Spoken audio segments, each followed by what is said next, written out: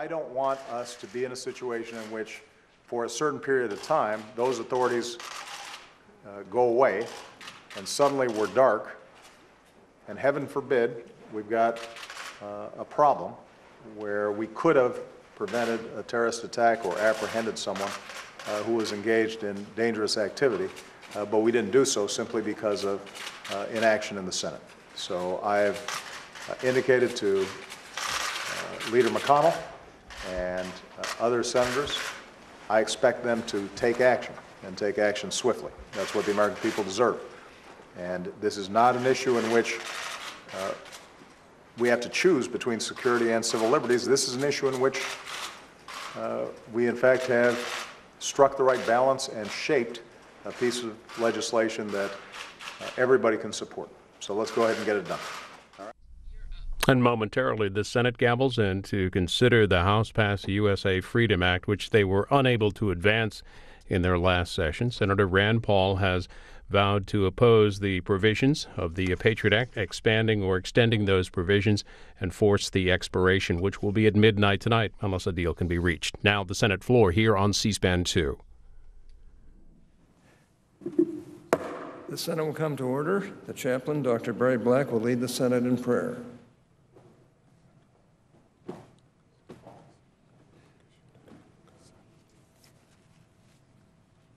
Let us pray.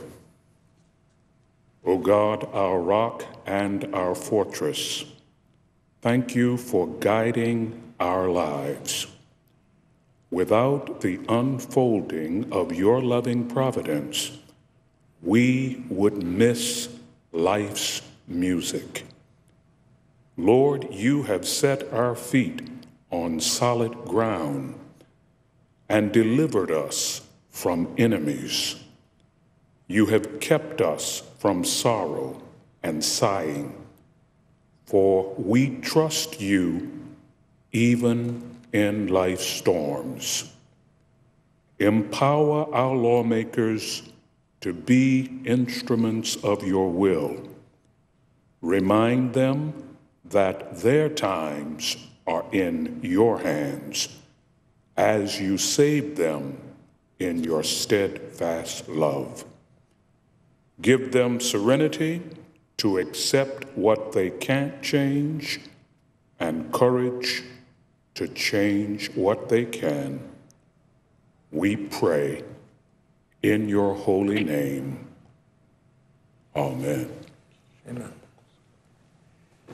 Please join me in reciting the Pledge of Allegiance to our flag. I pledge allegiance to the flag of the United States of America and to the republic for which it stands, one nation, under God, indivisible, with liberty and justice for all.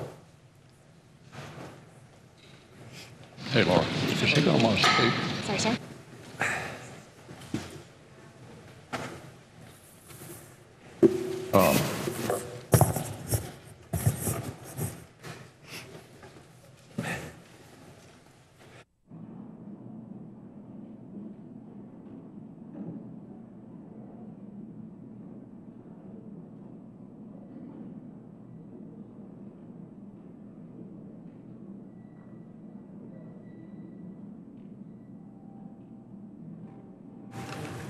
Mr. President. Majority Leader.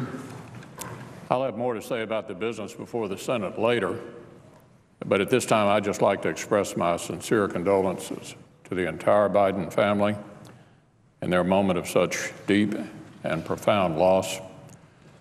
Beau Biden was known to many as a dedicated public servant, a loving father of two, and a devoted partner to the woman he loved, Haley.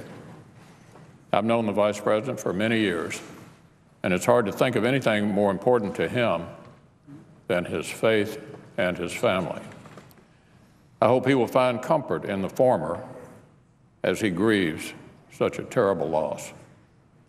The Senate offers its presiding officer and every member of his family our prayers and our sympathy. Now, Mr. President, I ask unanimous consent that the time until 5 p.m. be equally divided in the usual form, and the Senate recess at 5 p.m. subject to the call of the chair. Without objection.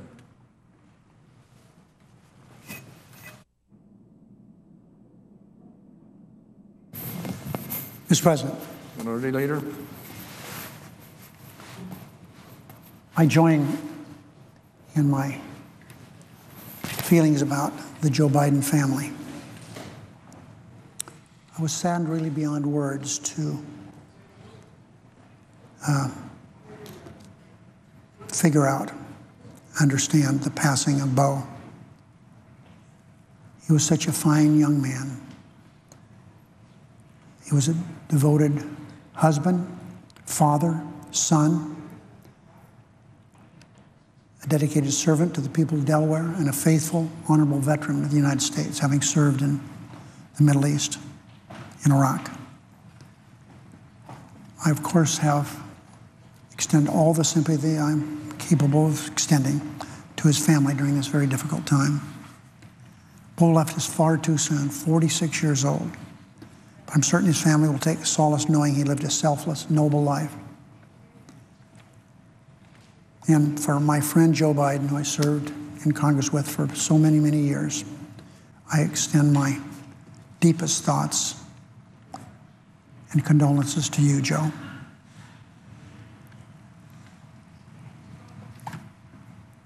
There's this song, Man of Constant Sorrow. And certainly, if that ever applied to someone, it would be our friend Joe Biden. Not having even been sworn in the Senate. Tragic loss of his wife and little girl. And then his two sons, Beau and Hunter. He spent the time on a train going back and forth Delaware virtually every night, taking care of those two fine young men until he was fortunate enough to meet Jill Biden, his beautiful wife. So, Mr. President, I'm very, very sorry that Joe has had to go through this terrible ordeal, losing a son now after having lost a daughter. But there's no question that, I repeat, that Delaware is a better place because of Beau. Our country's a better place because of Beau. And the world's a better place because of Beau Biden. Lander and I and the entire Senate family, as Senator McConnell has indicated, send our deepest condolences as they grieve during this tragic time. Mr. President, I would ask that the next part of my remarks appear at a separate place in the record. Without objection.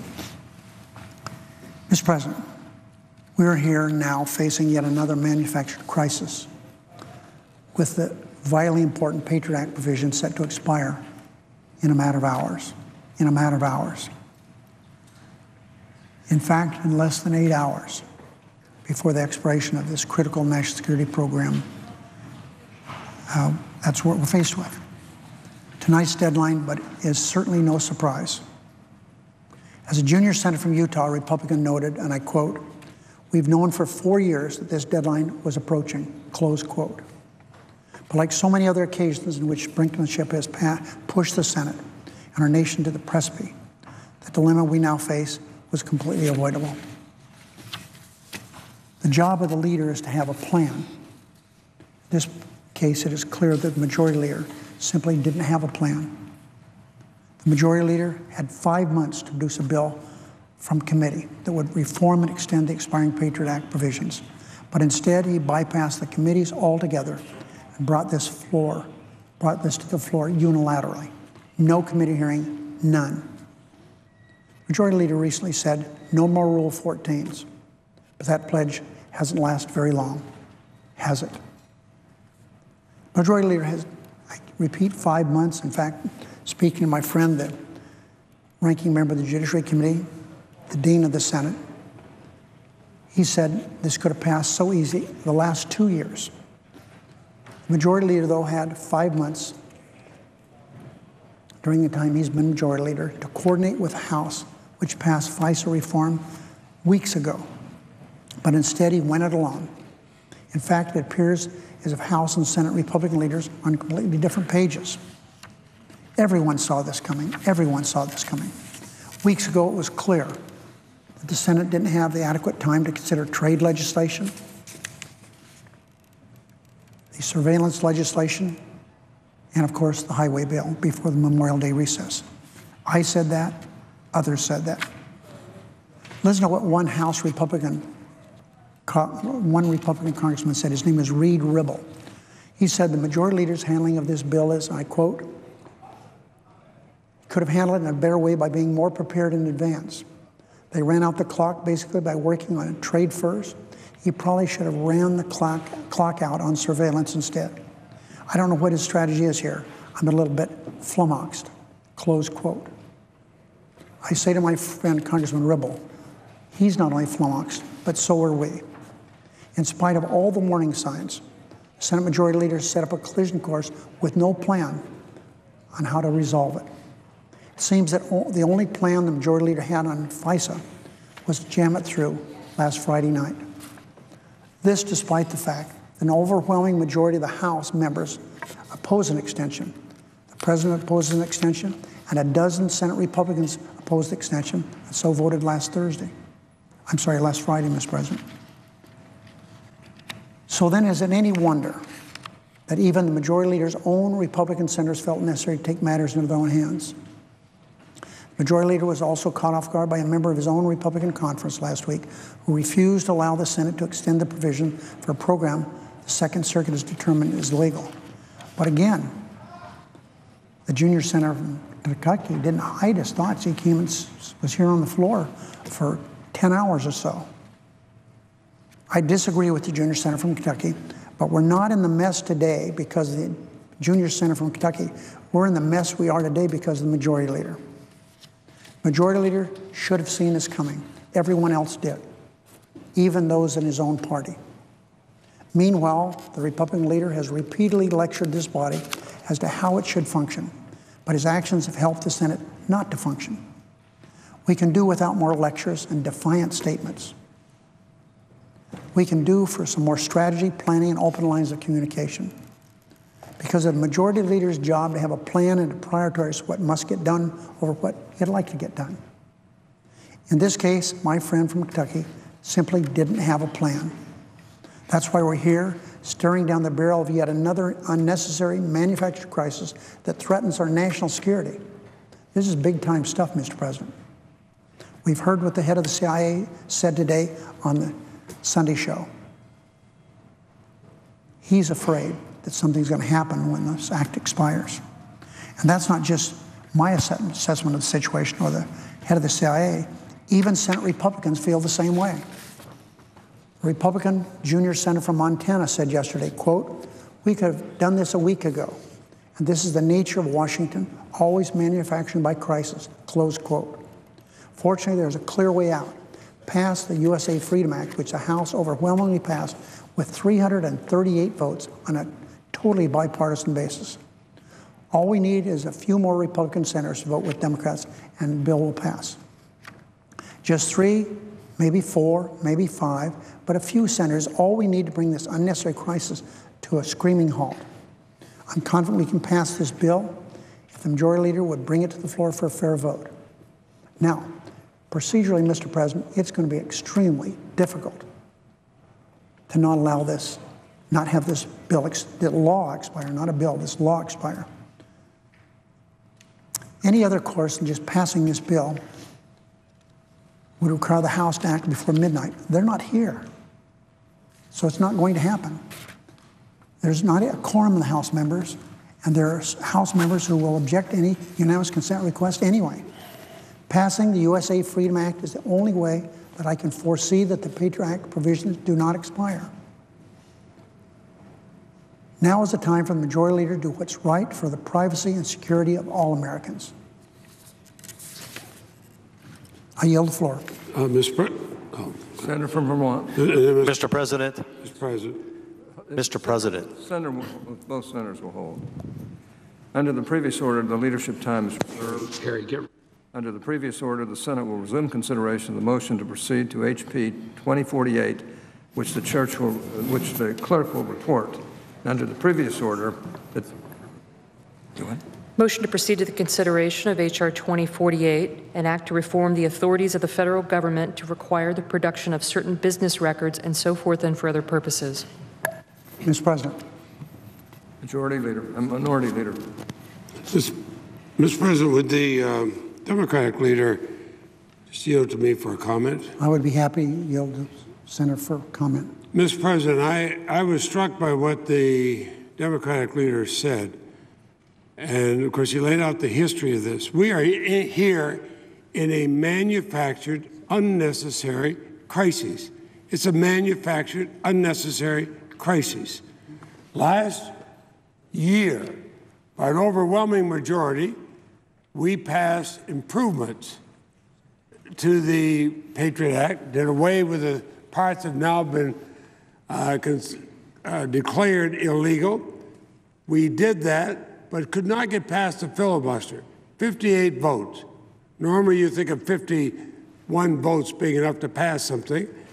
And the leader will recall how hard he worked to try to get that through. The Republican leader said, no, we'll wait till next year. Well, next year came. We have wasted so much time. There's not been a single hearing. There's not been anything on an alternative.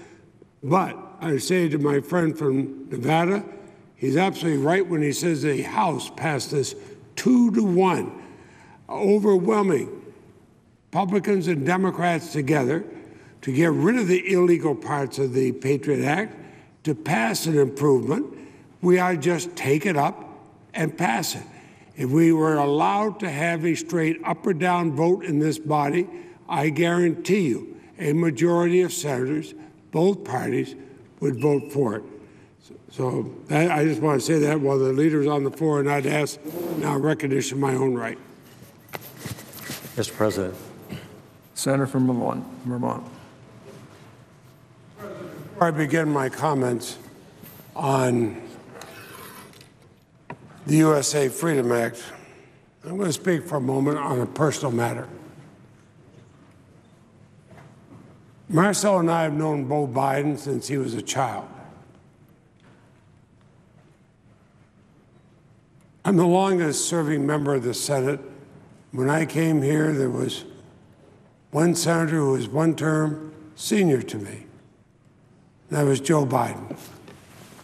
I knew of the tragedy his family had gone through, and I cherished time when his office, right near mine, when his sons, Beau and Hunter, would be there with him. I watched him grow up. I saw Beau Biden become the epitome of what a state's attorney general should be. That's a model that all attorneys general throughout the country could have followed. Progressive, worried about improving the law, improving people's lives, and he did that. I know how much we appreciate when we see he and Haley at an event. We get a chance when Marcel and I could talk with them. It was like picking up a conversation that ended just a few minutes before. But I remember one thing especially about him. I was in Iraq during the war. It was a day when it was well over 100 degrees out. I was being brought to a place where there was going to be a briefing. I was being zipped into this building. There were a number of soldiers wearing T-shirts, shorts, and sidearms, playing ball outside in this 110, 120 degree heat. As I went to the door, one of them turned around and gave me a big wave, but his arm blocked his face. I wasn't sure who it was. I kind of waved back. Pretty soon he came in the door as Beau Biden. I remember we gave each other a big hug, and he was there as a captain of the Delaware Reserves, decorated for his service.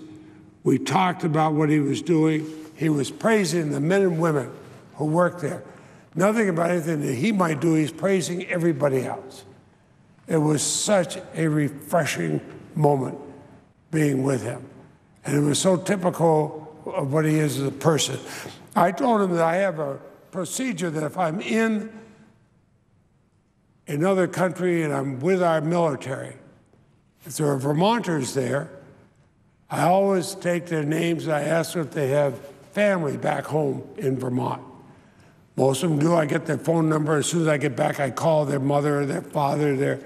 husband, their wife, brother, sister, whoever it might be, and say, I saw a member of your family, here's what they're doing, they looked well and all that. So I told Bo, I said, look, I've known you since you were a youngster. I'll call your father as soon as I can, tell him you're behaving yourself, you're doing a good job. And we laughed at that, and shortly thereafter, I got on the phone that we had available to us to go through the White House switchboard, reach the vice president, and I started to say about what the procedure I have, and Joe Biden started to laugh. He said, I just got an email from Bo that he'd seen you there, and I should be expecting a call from you. And we talked about what a great job Bo was doing. You could hear the pride in his father's voice. You could hear his pride. It was pride that was deserved. I remember Joe saying, we were first here in the Senate, the two of us, he was going home every night. He'd be on the train heading home. Why? Not as much even that the kids needed him, but he needed them. And finally, when he met Jill and the boys were telling him he should marry her. So I agreed for Marcel and I sat there and cried last night. We heard the news. I think what a wonderful family. I think about a life cut too short, far too short. Now, Mr. President, and Ken will say more later, but on the matter the distinguished Republican leader was talking about, the USA Freedom Act, we just take it up and pass it. Opponents of this bipartisan common sense legislation have run out of excuses. I said it's a manufactured crisis, and it is. This matter should have been taken up and voted on, up or down, a month ago. And there's only one viable and responsible path remaining.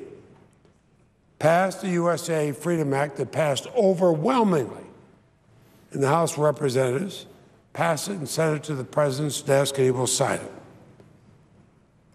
If we don't pass it, then those parts of the Patriot Act that most of us agree on are going to expire at midnight. And the irony of it is, the USA Freedom Act of 2015 is a carefully crafted bipartisan compromise that both protects Americans' privacy but also keeps this country safe. Before they talk about we're going to keep the country safe, but Americans' privacy not so much. This is a bill that does both. The legislation would end the NSA bulk collection of Americans' phone records. It has significant new reforms that would limit government surveillance, increase transparency, but also promote greater accountability and oversight, something the Patriot Act did not have. And the bill is the product of countless hours of painstaking negotiations with key members of both Republicans and Democratic Party in the House and Senate, men and women I respect so much because they want to do what's best for the country. They've negotiated with the NSA, the FBI, the Justice Department, privacy and civil liberties groups, the technology industry, other key stakeholders, brought everybody together. When we began, we wondered if that'd be possible. We did it. And that's why USA Freedom Act has got such strong support. I mean, it goes across groups as diverse as the National Rifle Association and the Center for American Progress. This broad consensus, what I said we saw in the overwhelming support in the House. They passed it by a vote of 338 to 88. Some in this country say that no branch of government could have a vote that strong to say the sun rises in the east. Certainly there's been no major piece of legislation in years that we've seen a vote of that, 338 to 88. But now a minority in the Senate has twice blocked the USA Freedom Act from even getting a debate on the Senate floor. And we were sent here not to vote maybe, but to vote yes or no. Last November, even though we had had all kinds of committee hearings on this, we heard complaints there hadn't been enough of a committee process in the bill, and the Senate should wait to address Section 215 under the new Republican leadership. And so the Republican leader led a successful filibuster against a bill which still had a majority of members in this body voting for it. But what's happened in this Congress? Not a single public hearing on this issue. No committee process. And then last weekend, the Senate was blocked from even debating the House-passed bill and considering amendments. And opponents of reform have failed to introduce any legislative alternative to the bipartisan USA Freedom Act, the bill which clears up the problems of the Patriot Act. They've come up with no legislative alternative to that other than a clear extension that, of course, makes no difference because at midnight it starts being law. I would say, Mr. President, the time for excuses and inaction is past. The American people, the intelligence community professionals that strive to protect them deserve better. We have a few hours remaining to work things out and pass the USA Freedom Act, but there's no room for error. There's very little time. Again, I said a manufactured crisis. The deadline to act is midnight tonight. The House will not return to the Capitol until tomorrow after the deadline is passed. We can talk about passing a 100-year extension if we want. It makes no difference because the time will pass. So if the Senate does not pass the House-passed USA Freedom Act, or if we amend it anyway, the authorities are going to expire. I've said repeatedly, my co-sponsor of the USA Freedom Act agreed with me. Senator Lee of Utah agrees with me that we'd like to have a debate on our bill and consider amendments. Because opponents of reform have run out the clock and jammed the Senate, we're not left with very much time. Let's get this done today. We pass the USA Freedom Act, the President can sign it tonight. The Intelligence Committee can move forward with the certainty it needs to protect the American people. Some may argue if you had a short-term extension, which of course we don't have, they said, well, maybe we could work out some kind of a bill. Well, let there be no misunderstanding. The USA Freedom Act is a solid, carefully negotiated compromise. For all those senators on either side of the aisle haven't spent the hours and hours and hours that Senator Lee and I and our staff have spent, maybe they don't know the work that went into this.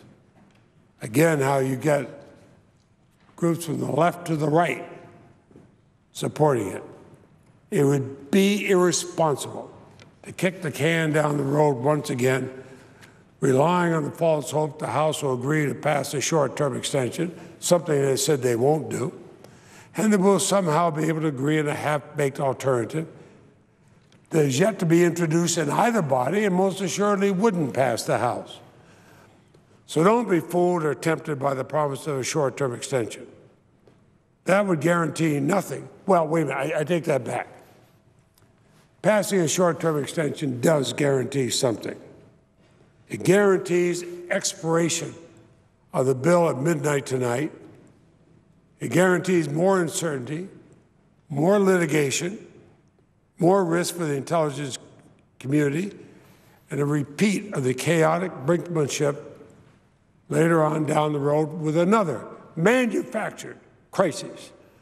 Now, I know there's some worry the bill does not go far enough when it comes to reform. Well, then where were they coming up with better ideas?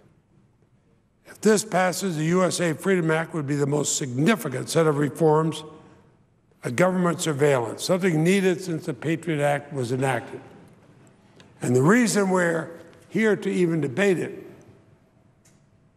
is that then Majority Leader Dick Armey in the House and I put in sunset provisions. So we will have to show responsibility and vote, or the House did. The House did by a 4-to-1 margin. Our bill, Senator Lee's bill and mine, would not just end the NSA's bulk collection in Section 215. It would add new transparency and oversight reforms to other surveillance authorities. And it would be a solid foundation upon which we can build our future reform efforts. Now, I've been in the United States Senate for more than 40 years. I've learned that when there's a chance to make real progress, we ought to seize it. But I also know we cannot let this be the end of our fight for greater privacy protections, transparency, and accountability. And I remain committed to fighting that fight on behalf of Vermonters and all Americans. So the choices before us this evening are clear. Either let these authorities expire completely or pass the USA Freedom Act.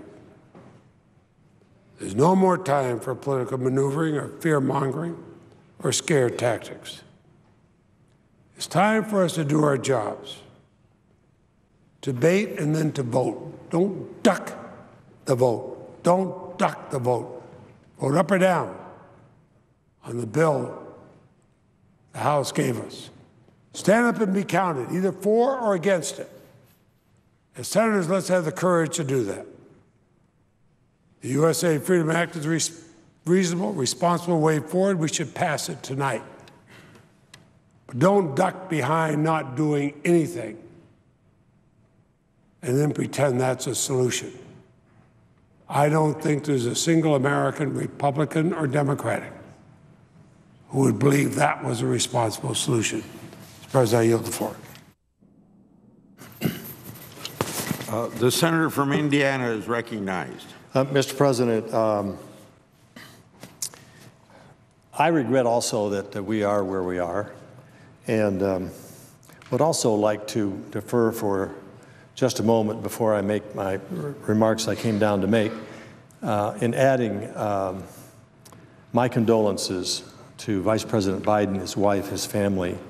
I just learned the tragic news this morning. Some may have known that Bo was dealing with a form of cancer. I did not know that. It came as a shock to hear that information. Having served with the current Vice President in the United States Senate, having gotten to know him and his family, establishing a relationship and professional relationship, but also a friendship, I still cannot begin to comprehend the grief that comes from the loss of a child. I know there are members in this body who have experienced that. I'm fortunate that Marcia and I have not experienced that. But any parent, perhaps deepest fear, is that they will outlive their children. That's not the natural order of things. It's not how we think. And the grief that comes from the death of a child, the death of a son or a daughter, is truly deep and has significant impact. It was impossible not to feel the emotion and shed the tears this morning in Indianapolis in our home, and early this morning when we heard the news. And our condolences and deep sharing of something that we can't even begin to fully comprehend because we haven't had to deal with it. All of that comes across, and I think everyone, member of this body, reaches out to them with our thoughts and our prayers as they go through this very tragic situation.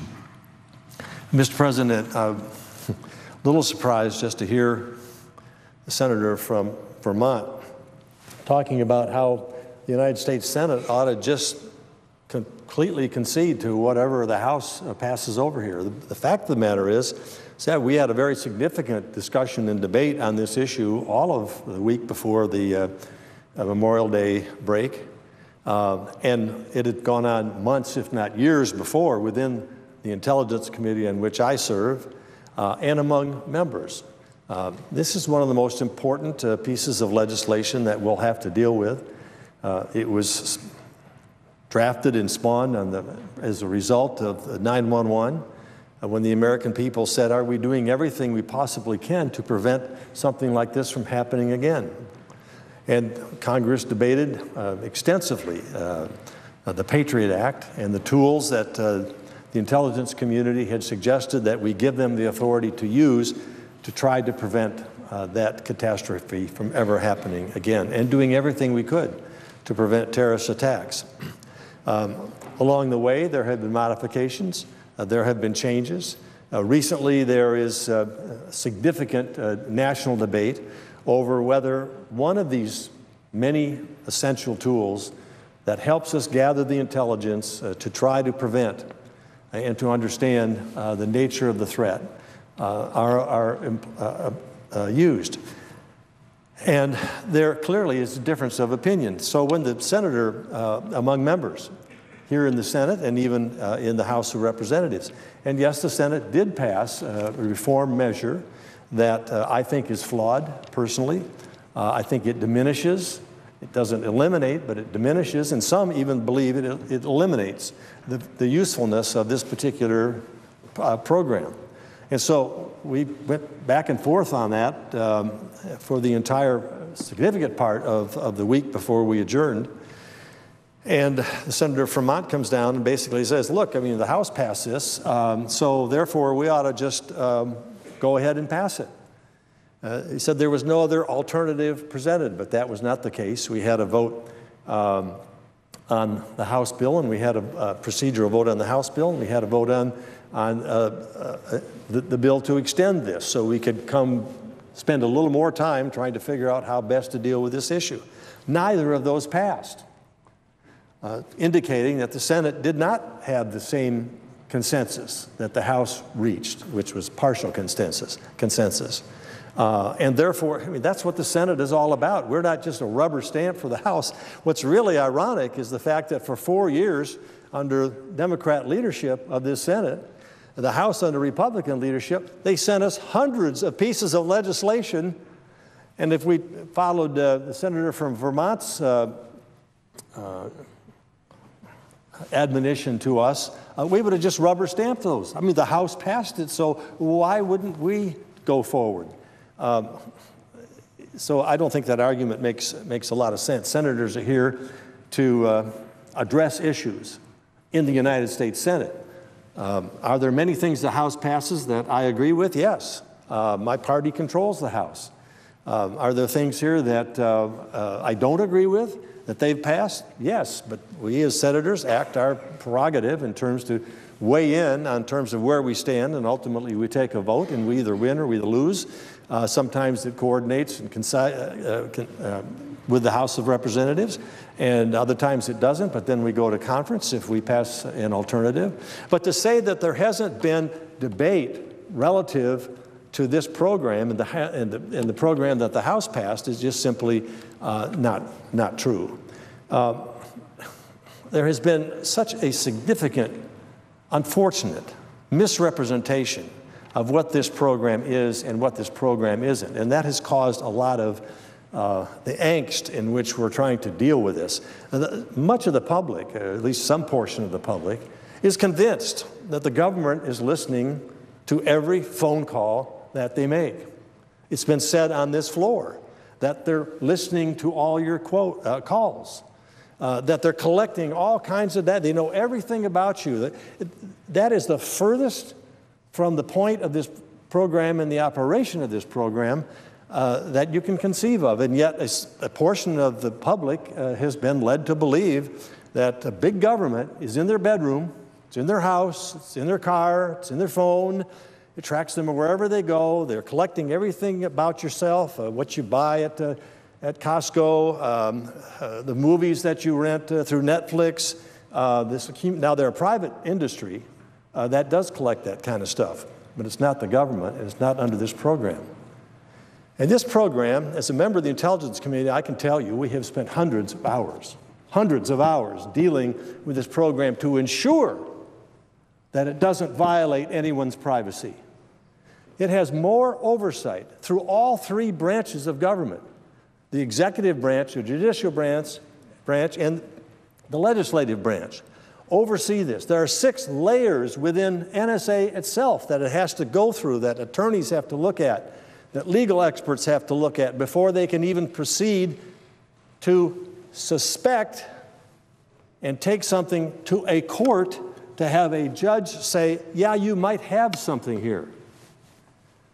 Now, it's been said, and it is true, that unless your phone number is in communication with a foreign phone number known, or at least strongly suspected, and ultimately the court has to make that decision, of belonging to a terrorist organization, a member of Al-Qaeda, ISIS, or some group overseas that is attempting to do harm to the United States. Why is this particular phone number, not the name of the person who owns the phone number, but why is this particular phone number being called by someone in Yemen, or being called by what we suspect strongly is a foreign operative through ISIS, Al-Qaeda, Yemen, other points where we know terrorist activity is rampant?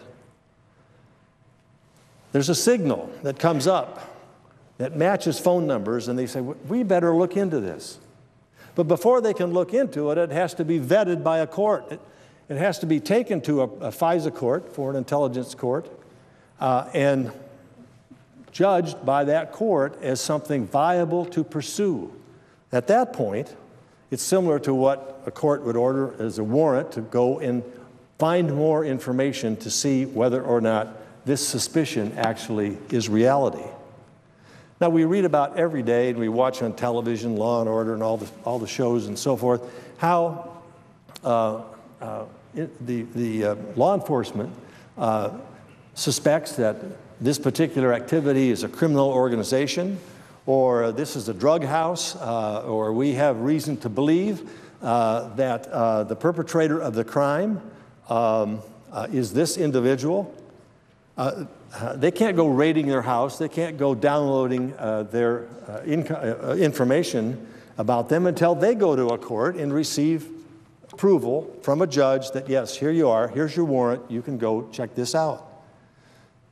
Well, this intelligence program is based on the same principle, and that is nobody can go and collect any information on anybody unless that court approves that operation, and then it's turned over to the FBI, and they look to see if it's the real thing. It is a tool that has been of importance and been a contribution to our ability to address the potential of terrorist threats and to thwart them before they happen. It's also been used as a way of proving the negative, and that is that, no, this is okay. We don't need to follow up on this. And the best case of that is the Boston bombing. When the Tsarnaev brothers' phone was accessed and it was run against the numbers, there was some suspicion that additional terrorist activity would take place in New York, and it proved that that was not the case because there weren't the connections made. And so it became a valuable tool in that regard. Instead of shutting down New York, instead of putting New York on a high terrorist alert, perhaps the nation's largest economy in operation there, we were able to quickly determine that that wasn't the case. Relative to those that basically say this has never stopped a terrorist attack, two things. Number one, this is one of the very many methods that we use to collect the threads of intelligence that come from different sources and trying to put together the mosaic or the puzzle as to whether or not this is something that we need to deal with and take it seriously. It's a major piece of that puzzle that we obtain from the 215 program, which is the collection of phone numbers, not the names of who owns those numbers. It is a collection of what's called metadata, and it's been described as simply the same thing that's on your telephone bill that the Supreme Court has said is not a breach of the Fourth Amendment and is not privileged for privacy purposes. It is the date the call was made. It was the duration of the call. It was the number that was called, and that is it. That's the collection. And those numbers are put into a system whereby we can check against that a number that suspiciously is talking to a foreign operative in a foreign country. And that then automatically triggers, you better look at this. It's kind of a ping. You better look at this one. Nobody has accessed at this point any content related to that or even the name of the individual until it reaches a level of suspicion that is vetted through 6 layers of oversight and then sent to a court which looks at it to say, we agree with you or we don't agree with you. And if we agree with you, then the FBI is alerted and say, you better look into this. Now, there's never been a time since 9/11 when we have dealt with a higher threat threshold than we currently are dealing with. You hear about it every day. You read about it every day. ISIS has recruited more than 20,000, it is estimated, significantly more than that, of those from 90 different foreign countries. It is made a direct threat toward the United States and its citizens. It is sponsoring and encouraging individuals to not only come over and train and join ISIS and then come back here and wreak havoc on the American people. It also is inspiring those saying, if you don't want to travel over here, just go out and kill somebody. Join the jihad from afar. You can be part of what we're trying to accomplish simply by doing your own thing. We saw that happen down in Texas. We're going to see that happen in other places as people are inspired through ISIS to, for whatever sick reason, to take up arms, to cause destruction, and to randomly kill and wreak havoc on the American public. It's been offered that the House fix, the reform, which did have bipartisan support and did pass the House with not a lot of debate, is the solution to this problem. Some agree that it goes too far. Some agree that it doesn't go far enough. But there are problems with that particular Freedom Act, which the senator from Vermont says is the golden grail here and will solve all the problems. It is clear, and is the testimony that we have received from numerous officials in the counterterrorism business and in the intelligence business, it is clear that there are issues with this so-called Freedom Act fix that could render, well, number one, do render the program less effective and could render it totally inoperative. The fact that the NSA has not yet been able to come up with a program which would ensure that we could have the kind of collection we need on the time frame that we need it. Some of this is urgent, and some of this is pending, and some of this is imminent, and it already goes through layers that delay coming to a conclusion, and this adds more, but it also, they have indicated that the system is untested and exists only in name only. We don't know how the new program would be implemented, and we don't know how it would be operated. And that's why many of us said, look, for whatever reason, we're at this point. And yes, it expires at midnight, but what we were trying to do before we left was get a short-term extension. We were negotiating, we think it should have been for a significant amount of time until NSA could test out its program, but we're willing to go much less than that so we would have the opportunity to come back and debate this further and get to some of the bottom of some of the misrepresented information that has been sent out to the American people and have an opportunity to counter that. And also work together to find ways through working with the House of Representatives to come up with a more effective bill that wouldn't put the country at more jeopardy or, as some experts have said, would undermine the entire program. We will obviously be less agile with the House bill. It requires an expansive regulatory system to match the level of oversight under the current program. It requires, I think the real problem here is that it requires no data retention mandate. The USA Freedom Act does not require companies to hold the data sought by the government. And therefore, the US Freedom Act could be operationally useless as companies update their business model in response to changes in technology or market demand. The telephone companies, all 1,400 of them, many don't want to go through the expensive process, through the oversight that they need to have process. They want to sell phones. And they are hearing a lot from customers that basically say, I don't want to buy your phone if it's going to be subject to them listening to what everything I do and say is collected. Well, first of all, that is factually wrong, but it's a narrative that has been said over and over on this floor by some members. That is absolutely wrong. It's just false. We need to have, if we're going to go forward here, we need some intellectual honesty about what the program is and what it isn't. And it shouldn't be labeled as something that it isn't. And I will address that at a later point in time. But the Freedom Act, by not allowing retention for a fixed period of time, also lessens our ability to make this program effective. So, Mr. President, I have much more to say on this. I know we're going into a caucus as a party to see how we might go forward here, given where we are. It was not necessary that we be here on a Sunday with the clock ticking toward midnight.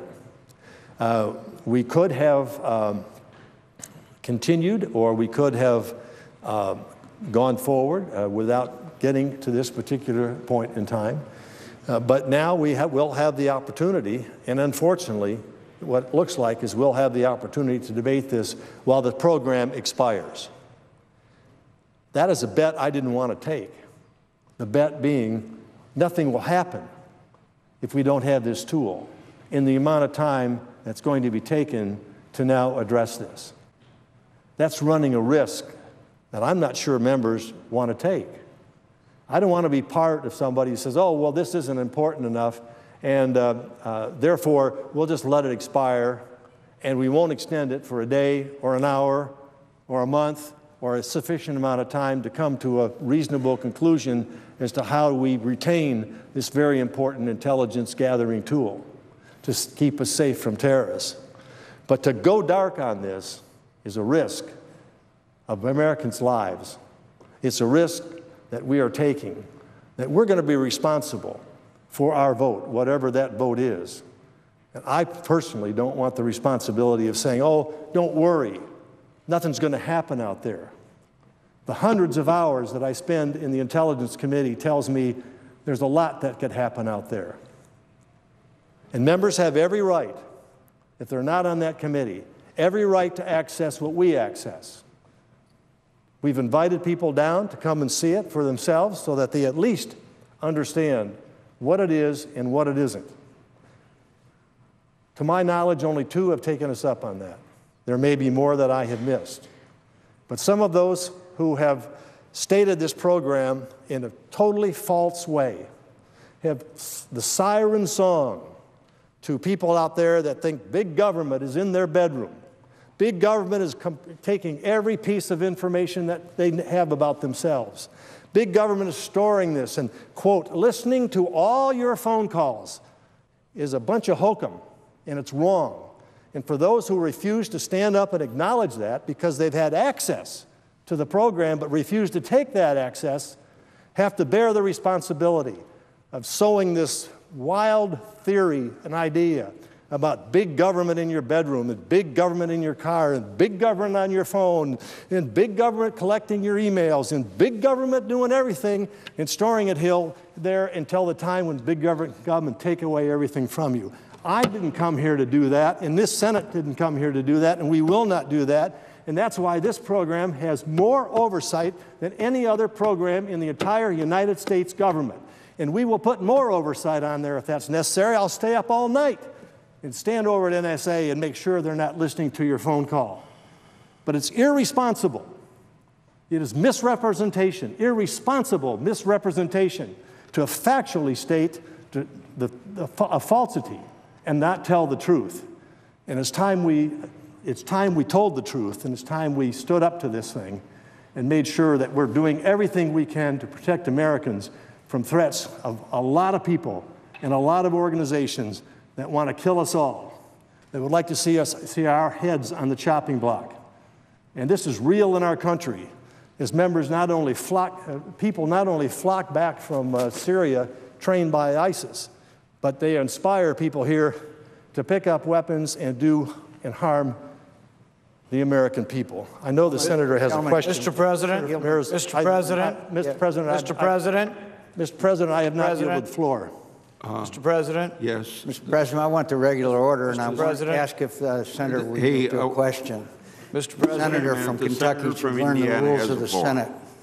I'd be happy to yield to the senator from Arizona for a question. Maybe the senator from Kentucky should know the rules of the Senate, that and gentleman has the floor and is open to response to a question. My question is to the senator from Indiana, and I want to say that his words are powerful and accurate. Mr. President, how much time remains on the clock for the Republican side? I ask the senator from Indiana. Mr. President, if he has seen how much time is remaining? I asked for the regular order, President. I think the chair's made very clear that the senator from Indiana has the floor. Mr. President, I thank you. I know the senator from Kentucky understands that when the senator has the floor, they're entitled to speak. He's used that to rule himself. Twice the senator from Kentucky has not observed the rules of the Senate. I would ask you, the senator from Indiana, you've seen the events lately that are transpiring. ISIS has taken Palmyra. They are in the streets burning bodies, killing people, going to destroy 2,000-year-old antiquities. And at the same time, Ramadi has fallen with thousands of innocent men, women, and children being massacred. And at this time, isn't this program as critical as it's ever been since its inception, given the fact that the Middle East is literally on fire and we are losing everywhere? It is more essential than ever in response to the question from the senator from Arizona. It is more necessary than ever as we've seen a higher threat level since 9/11. Of course, we didn't know what the threat was in 9/11, so I don't know how far we have to go back. But our intelligence today, whether it's any aspect of any of our intelligence agencies, are sounding the alarm that we need to be as vigilant as possible. We need to, within the law, and we are operating within the law, use every tool possible to try to stop an attack on the American people. 9/11 was a catastrophe that none of us could have comprehended. A 9/11 in the possession of nuclear, radioactive, biological, or chemical weapons would make New York look like just a small incident. It would be 3 million people instead of 3,000 people. I think we have an obligation here to do what we can without invading anyone's privacy. What we're trying to find here is this balance between protecting privacy and protecting ourselves from terrorist attacks and protecting Americans from terrorist attacks. And we have done that with this program. Now, if what has been said about this program was true, if the falsehoods that have been said were true, I'd be the first to line up and say, no, we can't breach the privacy of the American people by doing what they're doing. But the fact is, none of it's true. There has not been one act of abuse of this program over the years that's been in place. It has more oversight and layers of oversight. As the former Attorney General Mukasey said, boy, for the government to violate and bypass this, it would make Watergate look like kindergarten activity. It would be a conspiracy that would include hundreds of people, and they would all have to swear that they would not breach their conspiratorial process here. And so a program that is overseen by the Judiciary Committee, by the Senate Intelligence Committee, the House Intelligence Committee, the body of the Senate, access to this, the body of the House, that's 535 people, by the executive branch, a program that was endorsed by Barack Obama till he changed his mind, apparently because the public was going the other way based on false information. Why people are out here basically making the accusations that they're making and trying to take this down. And all we're trying to do is work with the House to find a reasonable way of keeping this tool alive, keeping Americans safe. So that's my response to the Senator. Further question. Would the Senator suspend under previous order? Mr. President. All time for debates expired. Mr. President, my understanding is there's still 5 minutes remaining on the opposition side, and I request that time.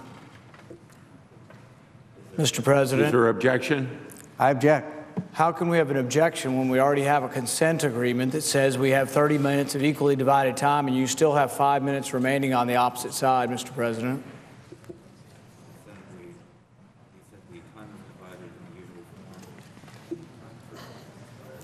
The time was divided in the usual form, and the time for debate has expired. Mr. President, the time couldn't have been divided equally because apparently somebody must have given one side more time than the other. I don't know.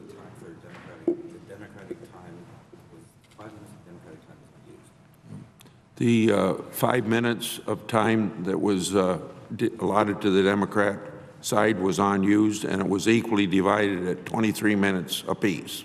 Mr. President, I was here for 30 minutes of the Republican side speaking. I sat in my seat for 30 minutes, so there was not 23 minutes of equally divided time. President, let's have the regular order. But obviously, people don't know the rules of the Senate. Maybe they should learn off the Mr. floor. President, I request the remaining 5 minutes of time on the opposite side. Is there objection to the request of the senator from Kentucky? I object. Mr. President, I challenge the ruling of the chair and request the yeas and nays.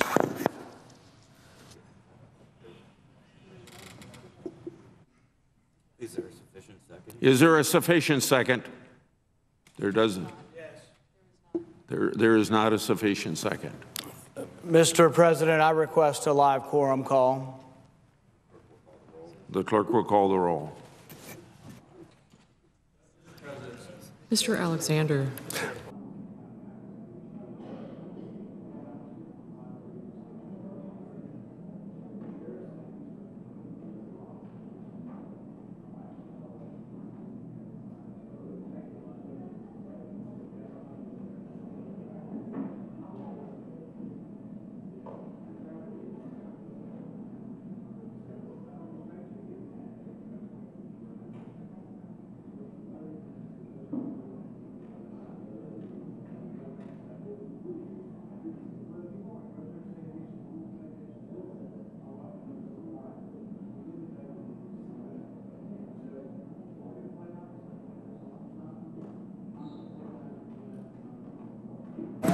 Ms. Baldwin.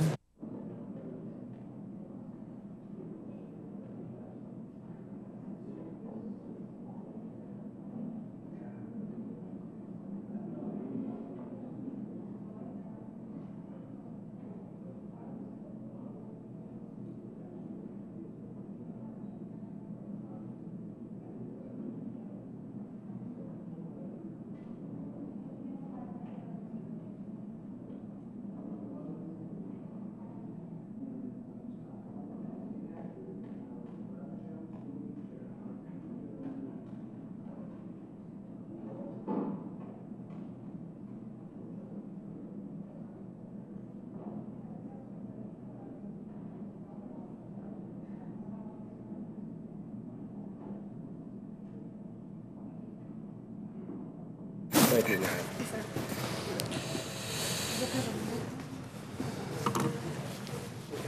Mr. President,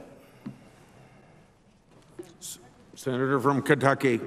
I ask unanimous consent to call off the live quorum call and to speak for 5 minutes remaining, as was requested previously and as was under the consent. Consent is not in order in a quorum call. She just wants you to call off the quorum and then ask for consent. Mr. President, I ask consent to call off the quorum call. Is there objection? Without objection, you may proceed.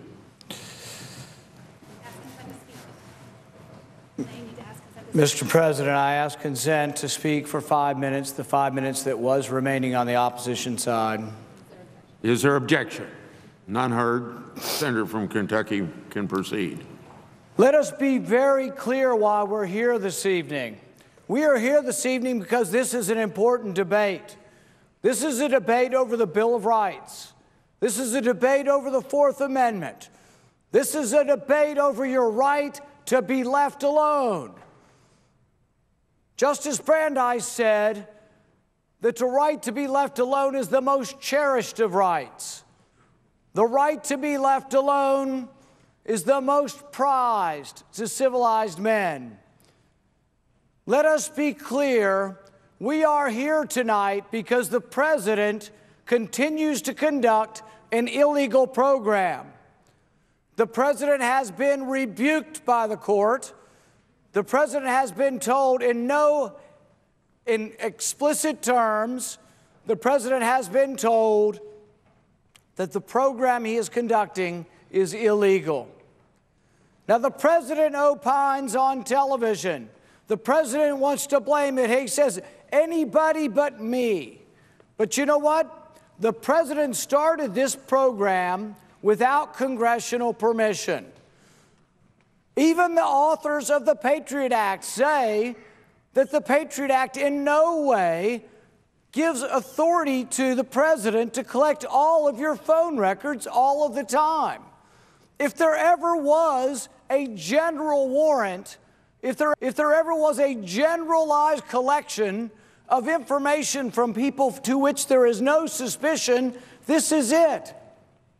We are not collecting the information of spies. We are not collecting the information of terrorists. We are collecting all American citizens' records all of the time. This is what we fought the revolution over. Are we going to so blithely give up our freedom? Are we going to so blithely go along and just say, take it?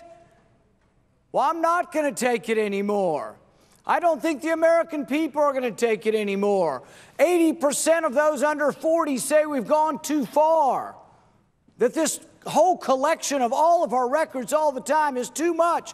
The court has said, how can records be relevant to an investigation that hasn't started? The court has said that even under these lower standards, even under these standards of saying that it would be relevant, that all of the stuff they are collecting is precisely irrelevant. Now people say, well, they're not looking at it. They're not listening to it. It's the tip of the iceberg, what we're talking about here. And realize that they were dishonest about the program until we caught them. They kept saying over and over again, we're not doing this. We're not collecting your records. And they were.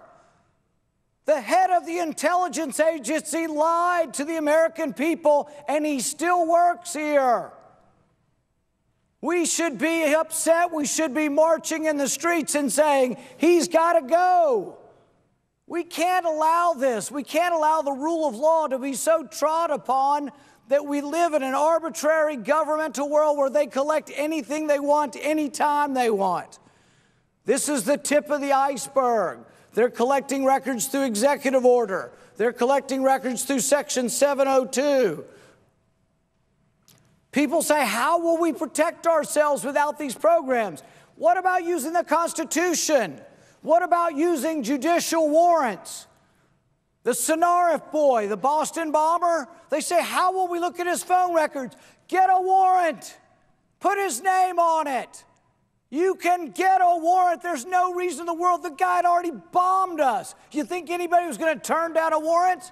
We should have gotten a warrant before. Get warrants on people we have suspicion on. The Simpson guy that was shot in Garland, he had already been arrested. We had suspicion. Let's hire 1,000 more FBI agents.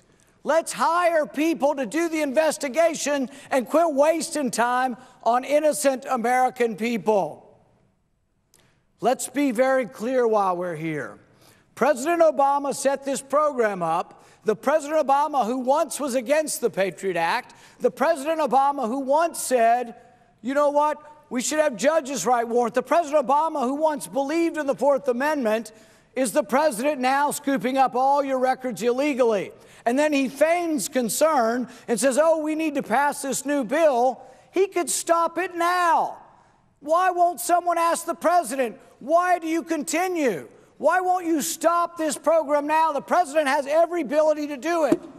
We have every ability to keep our nation safe, and I intend on protecting the Constitution. Time has expired. Under previous order, the Senate stands in recess, subject to the call of the chair.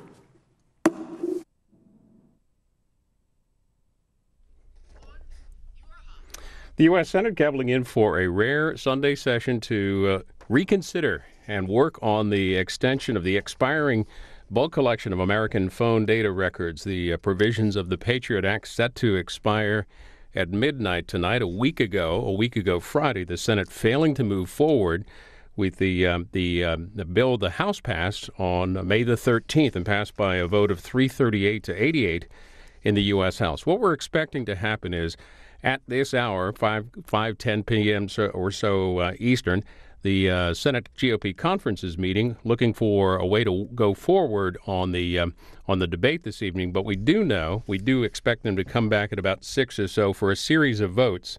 And part of that series will be reconsidering the votes they took last time to get the thing restarted again and move forward on the provisions as in the USA Freedom Act that was passed by the U.S. House. You heard Senator Paul of Kentucky, not only today on the House floor, but in the week past and online as well, offering forcefully his opposition to the extension of those provisions in the Patriot Act. Just some news from Capitol Hill. Chad Pergram of Fox following the debate saying the Senate expects 3 votes around 6 p.m. Eastern. Third vote would be voting on cloture again, moving forward again to get on to the House NSA bill. Also, a tweet from Dave Weigel from Bloomberg Politics. In the Senate at the start of the Patriot Act debate, Representative Tom Massey and Representative Justin Amash, those two have been in the House pro forma sessions this past week. Also, he says 6 young guys wearing Stand With Rand T-shirts. Manu Raju of Politico tweeting that Senator Reid, the Democratic leader, and Rand Paul working out a deal, tweets Manu Raju earlier. Reid told me they spoke, quote, a few times Saturday on Rand's amendments. So where things stand, the GOP conference meeting this evening, this hour, we expect on Capitol Hill. We do expect them back at about 6 o'clock for that series of votes that we talked about a moment ago. But let's take you back to the beginning of the session. All